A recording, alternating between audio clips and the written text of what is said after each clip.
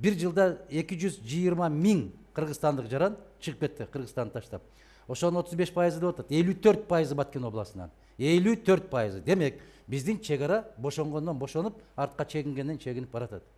Бул биринчи маселе. Экинчи маселе. Ошол мамлекеттин атынан сүйлөй ала турган азамат бир тулпарды койгулачса дагы. Бир кагазды жазбай окуй ала турган бир азаматты койгулачы айланайындар. Жалаң эле ушу мурдун тарта албаган жигиттерди алып барып алып туруп эле жанакы качырды тулпар деп алып барып алып маскарабыз чыгып аткан ошодон да. Күйүп аткандан айтып атасың ушул маселени. Күйгөндөн садагам. Айланайындар, келгиле. Бизде да сабаттуу жигиттерибиз, кыздарыбыз бар.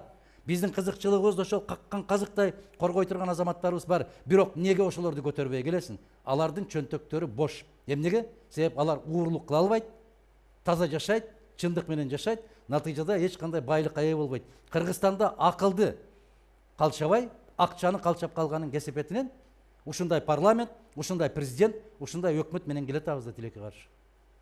Рахмат. Мыйзам бар, бирок ошону көзөмөлгө алган киши жок.